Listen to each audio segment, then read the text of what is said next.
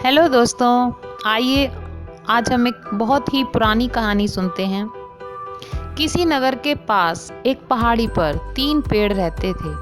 वे तीनों अपने सुख और दुख और सपनों के बारे में अक्सर एक दूसरे से बातें किया करते थे। एक दिन पहले वृक्ष ने कहा कि मैं खजाना रखने वाला एक बड़ा सा बक्सा बनना चाहता हूँ। मेरे भीतर हीरे जवाहरात और दुनिया की कीमती से कीमती चीज़ें रखी जाएं। मुझे बड़े ही हुनर से परिश्रम से सजाया जाए। मेरी लकड़ी पर नक्काशीदार बेल बूटे बनाए जाएं और सारी दुनिया मेरी खूबसूरती को निहारे। मैं तो ऐसा बक्सा बनना चाहता हूँ और यही मेरा सपना है। दूसरे वृक्ष ने कहा कि मैं तो एक विराट बहुत बड़ा जलयान बनना चाहता हूँ, जिसमें बड़े बड़े राजा रानी बैठकर सवारी कर दूसरे देश की यात्रा करें और मैं बहुत विशाल समुद्र की जलराशि में हिलोरे लेता रहूं। मेरे भीतर सभी लोग खुद को सुरक्षित महसूस करें।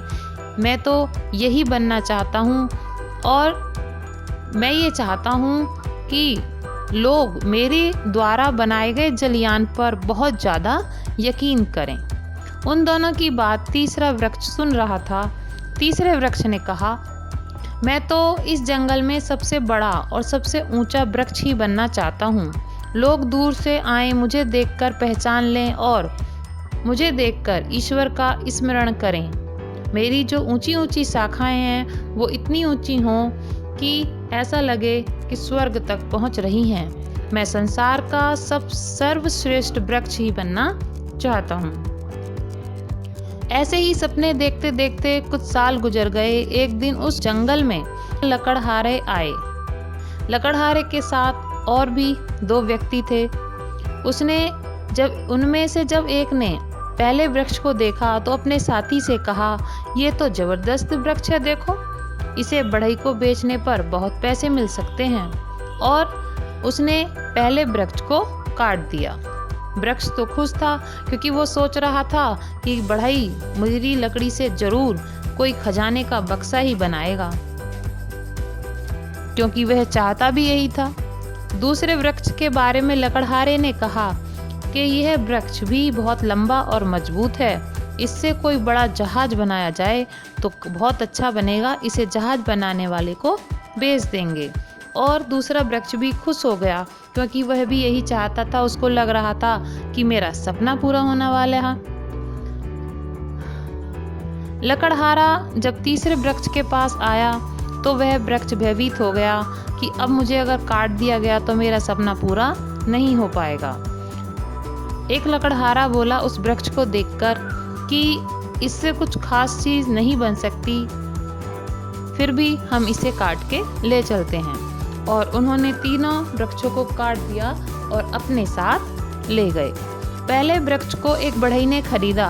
उसने पशुओं को चारा खिलाने वाला कठौता बना दिया। कठौते में एक पशुगृह में रखकर उसमें भूसा भर दिया गया। बेचारे वृक्ष ने तो कभी इसकी कल्पना भी नहीं की थी। वह तो चाहता था कि मेरे अंदर बनाकर बक्सा खजाना भरा जाए, लेकिन उसमें भूसा भर दिया। दूसरे वृक्ष को काटकर उसे मछली पकड़ने वाले को बेच दिया गया और उसने उससे छोटी सी एक नाव बना ली। जबकि वह एक बहुत बड़ा जलयान बनना चाहता था। वह चाहता था कि राजा महाराजा उसमें बैठें, लेकिन उसका भी सपना चूर चूर हो गया। और तीसरे वृक्ष की लकड़ी के बारे में तो लोग यही कहते थे कि इससे कुछ खास नहीं बन सकता, तो उसके बड़े बड़े टुकड़े काटकर उसे एक अंधेरी कोठरी में डाल दिया और लोग उसके बारे में भूल गए। एक दिन जब पशुशाला में एक आदमी अपनी पत्नी के साथ आया तो स्त्री ने वहां पर एक बच्चे को जन्म दिया और वे उस बच्चे को उस चारा खिलाने वाले कठौते में सुलाने लगे। कठौता अब पालने का काम कर रहा था। पहले वृक्ष ने स्वयं को धन्य माना कि अब वह संसार की सबसे मूल्यवान निधि यानी कि एक शिशु को सहारा दे रहा है, तो इससे अच्छा और खजाना क्या रखा जाएगा। अब वह खुश था। समय बीतता गया। सालों के बाद कुछ नवयुवक दूसरे वृक्ष से बनाई गई नौका में बैठकर मछली पकड़ने के लिए गए। उसी समय बड़े चोरों का तूफान उठा और नौका तथा उसमें बैठे युवकों को लगा कि अब कोई भी जीवित नहीं बचेगा। एक युवक उस नौका में बड़े ही निश्चिंत होकर सो रहा था। उसके साथियों ने उसे जगाया और तूफान के बारे में बताया। वह युवक उठा और उसने नौका में खड़े होकर उफनते हुए समुद्र की ओर देखा और हवाओं से कहा, शांत हो जाओ, और तूफान थम गया। यह देखकर दूसरे वृक्ष यानी कि जो नाव थी उसको बहुत खुशी हुई कि मेरे इस छोटी सी नाव में मुझ में बैठकर एक परम ऐश्वर्यशाली सम्राट आज नाव में बैठकर यात्रा कर रहे हैं। इससे बड़ा सौभाग्य और क्या होगा, यानी इससे बड़े राजा और क्या होंगे, जैसे आज मुझे दर्शन इनके हुए हैं। तीसरे वृक्ष के पास भी एक दिन कुछ लोग आए। उन्होंने उसके टुकड़ों को उठाया और एक घायल आदमी के ऊपर लाद दिया। 2 टुकड़ों से उस आदमी को लाद दिया गया और ठोकर खाते गिरते पड़ते उस आदमी का सड़क पर तमाशा दिखाती भीड़ अपमान करती रही।